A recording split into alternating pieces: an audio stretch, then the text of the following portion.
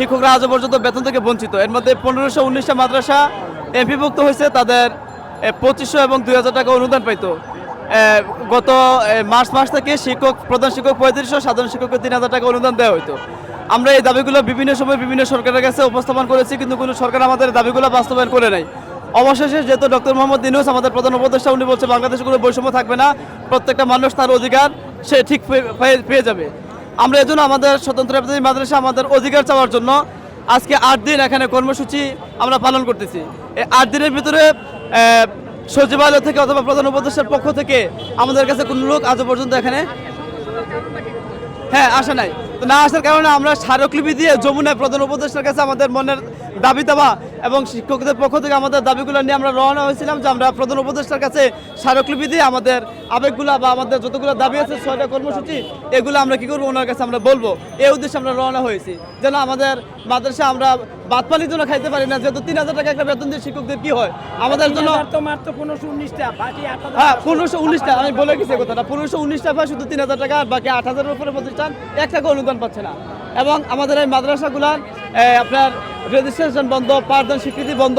তো যদি একটা দেশের মধ্যে একটা প্রতিষ্ঠানের শিক্ষা প্রতিষ্ঠানের যদি স্বীকৃতি বন্ধ থাকে, পাঠদান অনুমতি বন্ধ থাকে, বেতন বন্ধ থাকে, তাহলে এই দেশে তো শিক্ষা বিস্তার কীভাবে প্রসার হয়? আসলে সেটা তো বন্ধ হয়ে যাবে। আমরা স্বতন্ত্র ইফতেদায়ী মাদ্রাসা জাতীয়করণের দাবিতে জাতীয় প্রেস ক্লাব থেকে শুরু করে আমরা হাজার হাজার শিক্ষক শিক্ষিকাগণ আমরা একত্রিত হয়ে আমরা টিসি মোড় হয়ে আমরা যখন শাহবাগের কাছাকাছি আসি, হঠাৎ করে আমাদের সামনে আমরা পানি দিয়ে আক্রমণ শুরু হয়।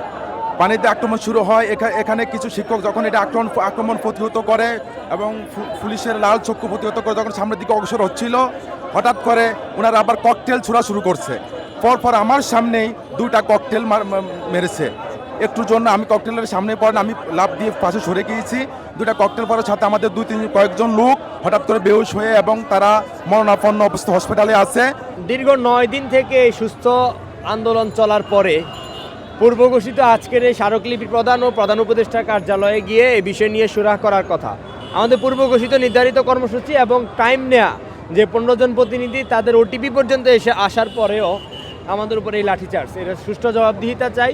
এবং ইফতেদায়ী মাদ্রাসা নিয়ে যে দীর্ঘদিনের বৈষম্য, স্বতন্ত্র ইফতেদায়ী মাদ্রাসা করার জন্য সরকারের যে ন্যূনতম দ্রুততম সদিচ্ছাও নাই, তার সদিচ্ছা কামনা করছি। মিছিলের 2 লাইন আগে ছিল পুরুষ, পিছনে ছিলাম আমরা। তখন পুলিশের লগে ধাক্কাধাক্কি লাগছে আর আমরা ভয়ে 2টা গুলি করছে। 2টার কি গুলি যেন গুলি করছে। করার পরে আমরা এক সাইডে সরে গেছি। সরার পরে আমরা এক সাইডে সরছি, তারপরে যে পানি মারতেছে, পানি একবার আয় আমাকে গায়ে পড়ছে। এই কানের মধ্যে পড়ছে, আমি রোডের মধ্যে একটা শুয়ে পড়ছি। কাপড় চোপড় ভিজা গেছে, আর দৌড় দিতে পারি নাই। সব দৌড় দিয়ে এক সাইডে গেছে গা। আমি দৌড় দিয়ে যাই, যাওয়া ধরছি আর পুলিশ টাকার সামনে লাঠি বাইর করে মারা তো স্যার। আমি কই ভাই আমারে মাইরেন না, ভাই আমারে বাড়ি দেন না, ভাই আমি যাইতাছি, ভাই আমারে মাইরেন না। আমি ওই পাশে যাই ভাই, তারপরে আমারে উল্টা পুলিশে বাড়ি মারছে ভাই। ওই পুলিশে মারছে, ওই পুলিশটারে ধরে নিয়ে আসেন। আমি মিথ্যা বলি না ভাই, কি অপরাধ আমরা শিক্ষা দেই, এটাই কি আমাকে অপরাধ ভাই? আপনারা চাকরি করেন, যদি আপনাকে 6 মাসের বেতন না দেয় আপনারা আন্দোলন করবেন না ভাই? আমাদের কি এটা অপরাধ? যদি ওরা 6 মাসের বেতন না দেয় তাই ওকে আন্দোলন করবে না থাকবে। আমরা দীর্ঘ 40টা বছর পর্যন্ত ইফতেদায়ী মাদ্রাসায় বেতন পাই না। আমার বাবা বিনা বেতনে মারা গেছে, তারপরে আমি আজকে 13 বছর এই মাদ্রাসায় চাকরি করি। আমাদের সংসার কিভাবে চলে বলেন?